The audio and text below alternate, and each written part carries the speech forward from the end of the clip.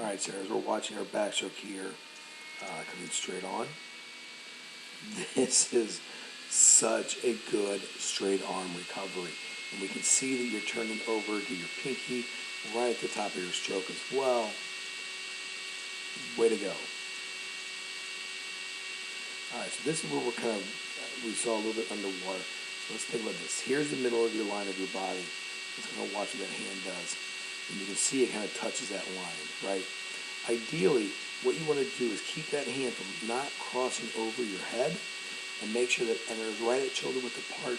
And if you're not sure about where that shoulder width is, just kind of press it out to the side. So if your left hand's up, just press it out really, when I say ever so slightly, just a little bit so that we're not keeping those hands crossing over the top of that head. Good kick. See that white water down here? That's excellent. Okay. One of the things we love to see from swimmers that are swimming a good backstroke is that great white water.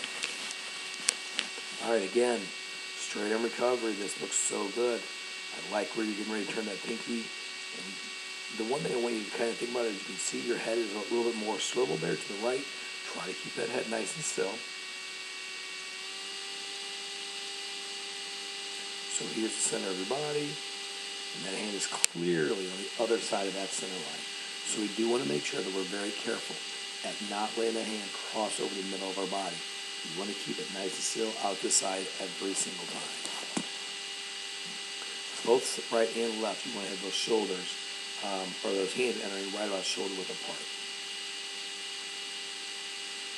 Good job of coming with your thumb. The other thing, Sarah, that I really like right now is that when your hands are exiting, you are exiting with your thumbs, which is good. So many people right now that we've been watching, they're doing this weird thing with their wrists, where the wrists are bent a lot. You don't. So well done. We're really proud of you for that. Again, you're going to see kind of how you cross it over. Now here, you started to bring that arm out to the side. That was much better. That left hand, though, is way past that middle line. Way past that middle line. So I think the right hand looks a little bit better than the left, right?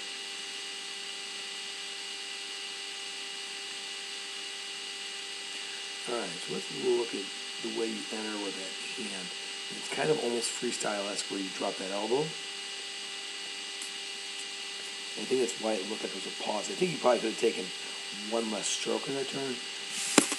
I don't know, but we'll have to work on that. Now, I'm not sure exactly what your stroke on needs to be. But right here, you can see that your shoulder's in the water, now your elbow's in the water, but that hand is yet to drop in. You want to really keep your elbow high. This is going to look strange, right? But your elbow high and your hand a little bit lower as you enter that water. The other thing you kind of see here is that your hand is pushing out to the side on that pull as you turn over. Just look at your hand right here, okay? Just swim right front. If you start that pull, you're way out to the side. When you swim freestyle, you don't want your hands swinging out to the side, right? And really all this is a freestyle flip turn. You're doing a freestyle stroke into your wall for a freestyle flip turn. So get that hand a little bit closer underneath your body. Now the other thing is we can see this left hand break the surface of that water. So your hands are coming up too high. Turn those palms down and get those legs over a little bit quicker.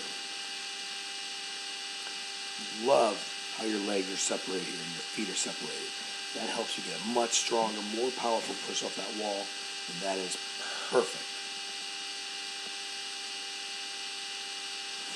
Definitely need to work on holding that streamline a little bit better. And by holding the streamline, I'm not saying that you're doing a bad streamline, but on the kick part of it, you kick too quickly.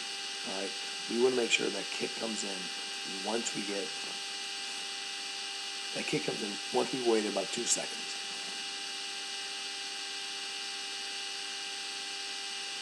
All right, so here that head is breaking the water, his hand is breaking the water, and you just barely started the first stroke. That stroke we call the breakout.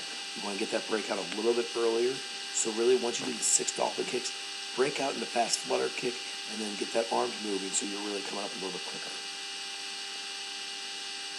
And then the one thing you did see, hopefully, I'm going to go these lines because I just saw it.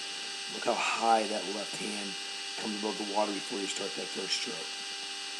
There's no reason for it to be sitting up in the air like that, okay? You don't want it hanging down. Keep that hand in the water, and then you're going to be able to get into your swimming